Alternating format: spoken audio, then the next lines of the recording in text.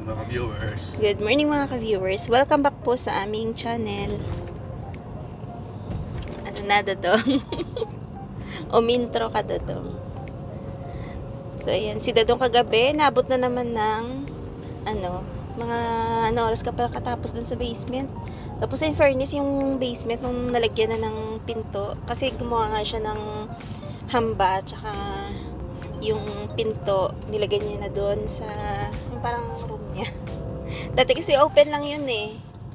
Kasi siya lang naman yung naka-pwesto doon. So open lang. So ngayon, nung nalagyan ng pinto, ang ganda na tingnan. Parang akala mo yung parang na iba na yung itsura ng basement. Basement talaga. Lalo na pag nalagyan ng vinyl yun, paano? Mas malinis na tingnan. Kasi ngayon, yung pinaka sahig niya, anong tawag dun, Papa?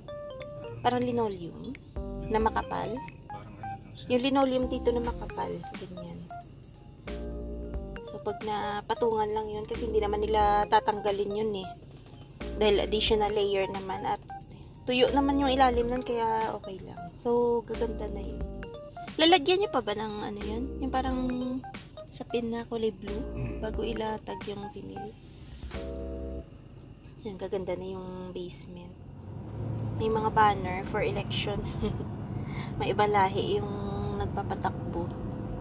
Hindi na yung talagang mga puti, no? Ibang mga lahi, mga Indiano, ganun. Tsaka yung mga anong school yan dito? Ngayon wala napansin. Dito po tayo banda sa north. Ay baka yung St. Michael? Ata. Ay baka. Ayan, mamili po muna tayo dito sa wholesale. So, grocery vlog na naman tayo. Yung iba naman gustong-gusto ng grocery vlog. Yung iba nagsasawa na. May $1 ka dyan?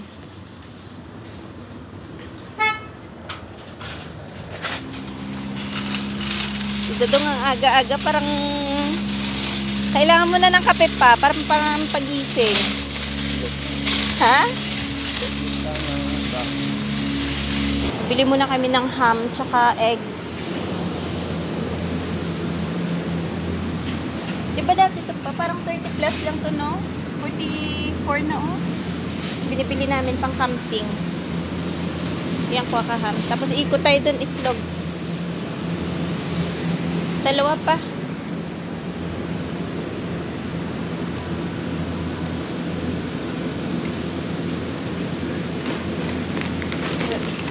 Walang basag.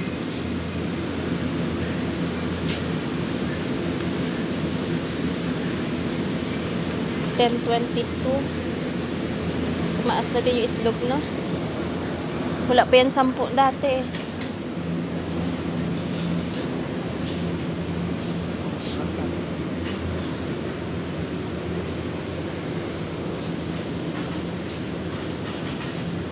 Pan mo gatas si Bengbeng. Yung lang pa, 2% gatas. Milk. 2% lang. Ayan. Dali, butter pa pala pa.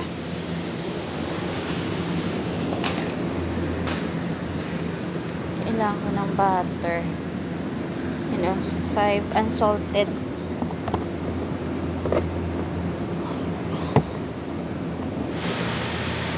So yung patatas, ito na lang 8. Ito na lang kuhanin ko.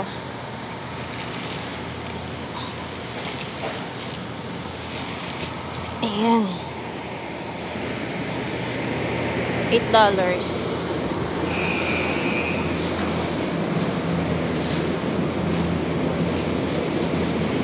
Carrots 2. Bell peppers 7 pieces.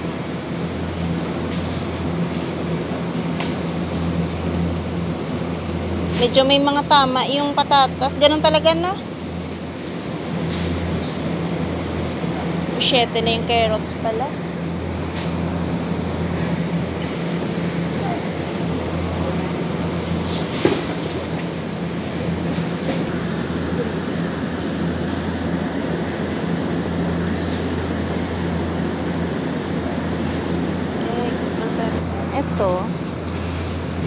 pipino nila, yan no. 3 piraso, 6. Yung maliliit, ayan, 7.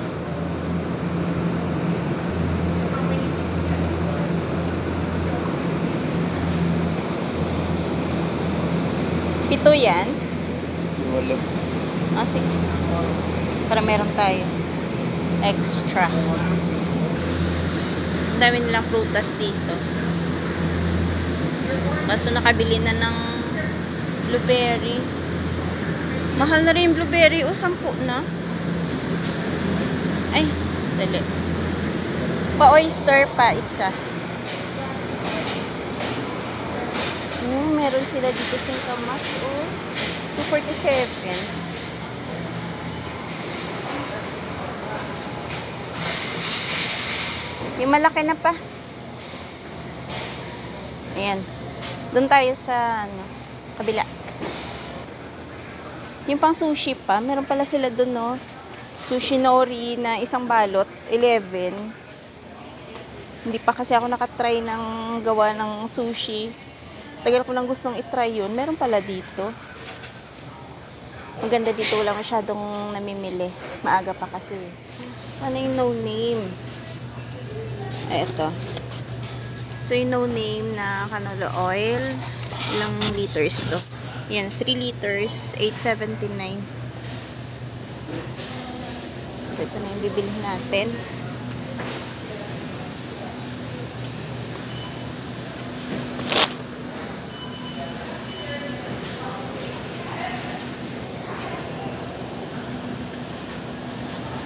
Yeah. Tinitingnan ko kung may naka-sale na rice. Dati kasi nag-sale dito. Ang sabi, nakalimit siya ng 60 sacks sa isang tao. Pero ngayon wala na. Last, ano pa kayo na? 2 weeks pa ata yun. Ayan, oh. Regular price na. $19 yung ilang kilo lang yan. 8 kilos lang ata yan. Tapos yung ganyan. Rooster, ayan. 38. 39 yung isang sako. Yan yung rice na ginagamit namin pang biryani. 17 pala yan. Ilang kilo to? 8 pounds. Oh. Wala pa 4 na kilo. Ah, sorry.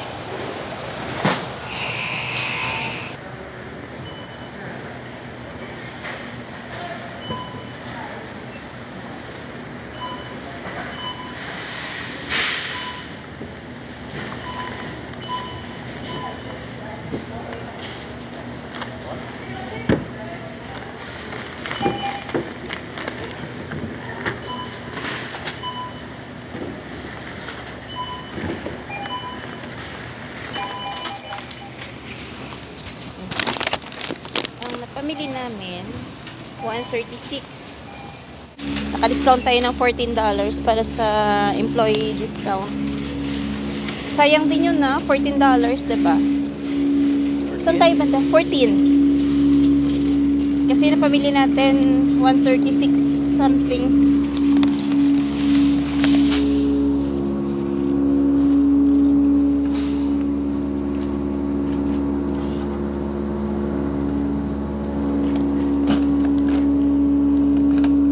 Wala silang security guard ngayon, ha? Dati di ba meron yan? O baka umiikot-ikot. Ay, oo nga pala. Nung nakaraan nakita ko dyan babae. Umiikot-ikot.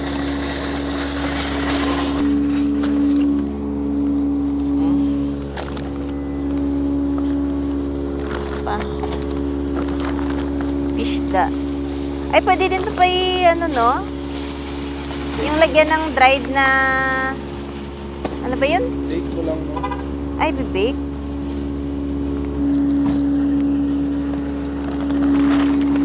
Yeah.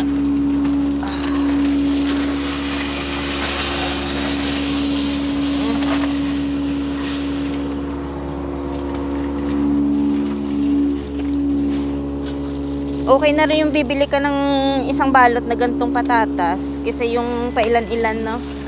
Kasi mas mura yan eh. 8 lang yan eh. Balik mo na.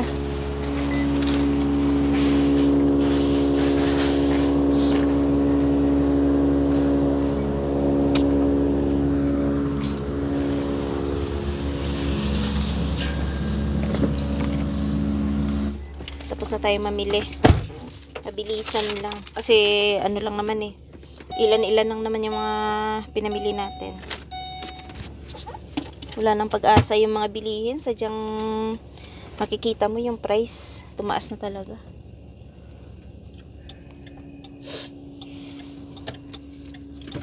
Oras na.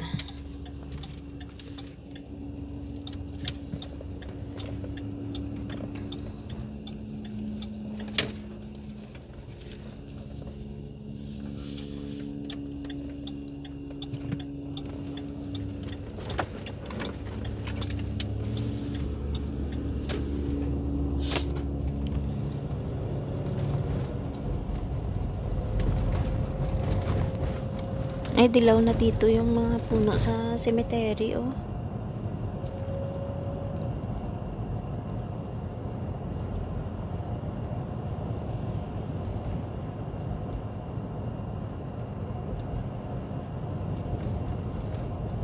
Sa bahay, green pa yung mga puno, no? Siguro huling nagkaroon ng dahon yun.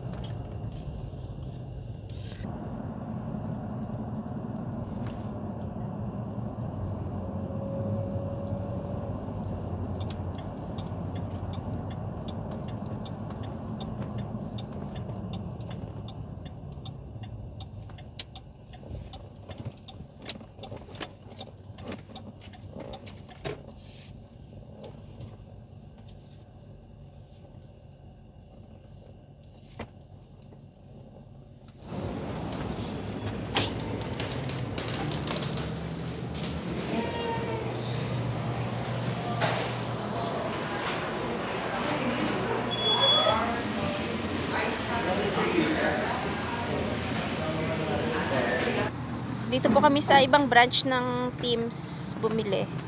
Ayan si Dadong. Tapos, yun nga, yun yung branch na yun, kakaiba, meron silang security guard.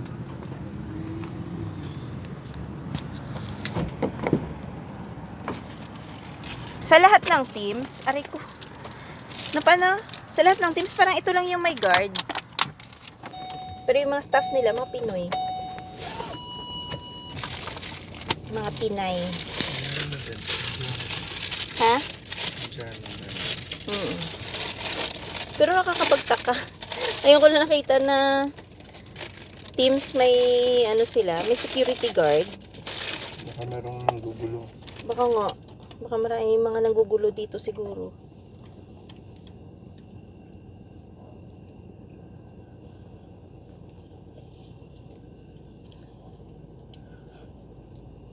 May time na yung double-double nila. Parang matabang.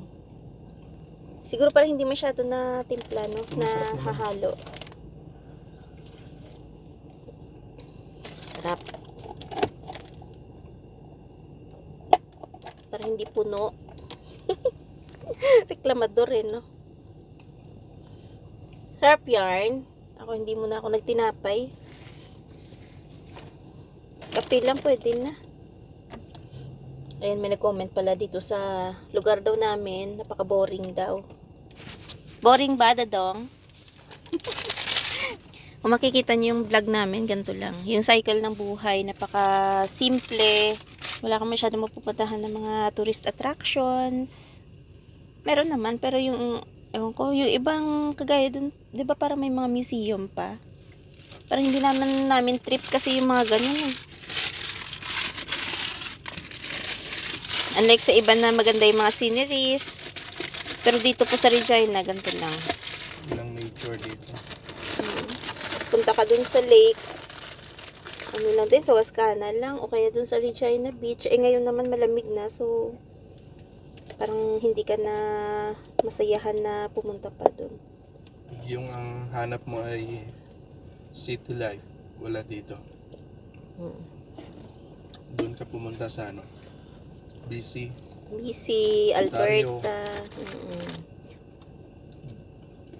Sa Alberta, BC, or sa... Mga big cities ka. Yung mga iba't ibang experiences ng mga kababayan natin about sa yung mga pagpunta dito sa Canada. Yung iba, nag-comment kasi dun sa video namin na yung shinare namin ng isang kababayan natin na nagsisi na pumunta dito sa Canada. At ang daming nag-comment na yung iba nandito na sa Canada na nagpatunay na hindi na nga ganun kadali ang buhay ngayon dito sa Canada kumpara dati. Sabi nung isa, sabi niya, salamat sa honesty mo, kabayan. Tama siya, kapatid ko na executive sa bangko. Sa Pinas, pagdating sa Canada, laborer sa retail store na mababa ang sweldo at super hirap mag-ipon. Kaya mga Pinoy magising na. Ayan, sabi niya, magising na daw na wag na masyadong ipilit pa na pumunta dito sa Canada. Eto siguro kasi, baka yung nagbaka sakali lang dito at baka hindi lang pinalad pa sa gusto niyang, sa mga trabaho na in-applyan niya. Kahit sabihin mo kasi galing ka sa bangko sa Pinas, pagdating dito, talaga mag-start ka sa una, 'di ba? Taka muna dito yung isa sa malaking school to. Sacred Heart to. Sacred Heart ata to. Ayan ang laking school yan. Elementary. Ayan. Ay, ito pala yung Sacred Heart School. Ayun High school yun. Hindi, elementary yan. Hindi yung doon. Ay, yung isa. Baka.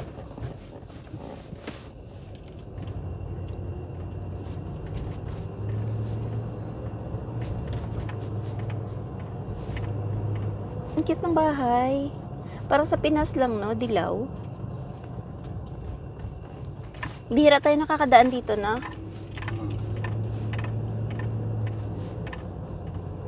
Anong street ba to? 7th Ave.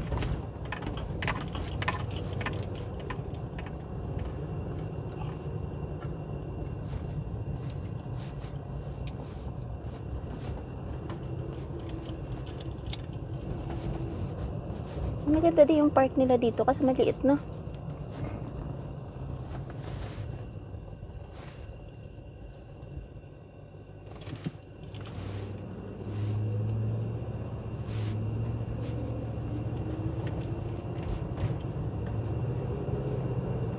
Ayun, shed lang yan.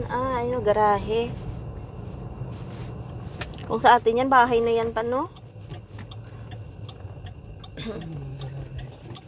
Ay, oo. Ayun, oo. Ang ganda din yung bahay. Ganyan. Yung may hagdan siya, no? Cool. Ang cute ng U-Haul. Ang liit. Nire-rent lang yan, di ba, Papa? Yan, no? Pag nag-move ka, rent ka lang ng ganyan na kaliit na U-Haul. Madami din na yung pwedeng ilagay, ano? So, ayun. Speaking ng, ayan yung U-Haul, marami yung mga nakikita kong, maraming mga kababayan natin yung gustong lumipat sa ibang probinsya kasi yung iba, hindi sila kumbaga yung iba kasi hindi nila sure na makakuha sila ng LMIA dun sa lugar kung saan sila ngayon nagtatrabaho. Kasi dito, pwede ka naman magtrabaho work permit ka lang, pero hindi mo ma-sure na yung employer mo mabigyan ka ng LMIA para ma-secure mo yung permanent residency. Ang daming ganun ngayon. Kasi sa rules ng government ngayon na napakahirap. Dahil Nagagawa ng company. kaya nga. Kahit sa amin nga, marami nang nag-aalisa ng mga student na mga Yung umasa dati pa, no? Akala Dyan. nila. Mga ibang lahi. Akala nila mabigyan sila, no? Kaso, biglang nabago nga yung rules, kaya ganyan. Parang nawala na ng pag-asa na ma-PR pa sila. Yung kaibigan ko na ibang lahi na yun, sabi niya, no point na magstay dito sa napakabigat na trabaho. So, Kasi yun ang inaasahan talaga nila, yung papel. Since na-stop na. Kaya nag-alisan na rin yung iba. sayang din kasi. Kumbaga, yun na sana yung yung kumbaga nabigyan ka ng pag-asa dahil yung trabaho kasi nila talagang nagbibigay yung dati ng LMIA. So ngayong rules, tinamaan sila, gawa ng naging nandun na sila sa low wage. So pag low wage kasi 'di ba nga, hindi na makapagbigay ng LMIA yung employer. O sayang, no? Yun na sana yung ticket mo para ma-PR ka. So, ulam namin, baked na mackerel. Masarap kasi yung baked na mackerel eh. Lagyan mo lang siya ng lagyan mo lang ng lemon, tapos asin, paminta. Sarap na ng kain mo. Dito na pa kami sa bahay. Papa, yung kape mo, balikan ko na lang. Ha?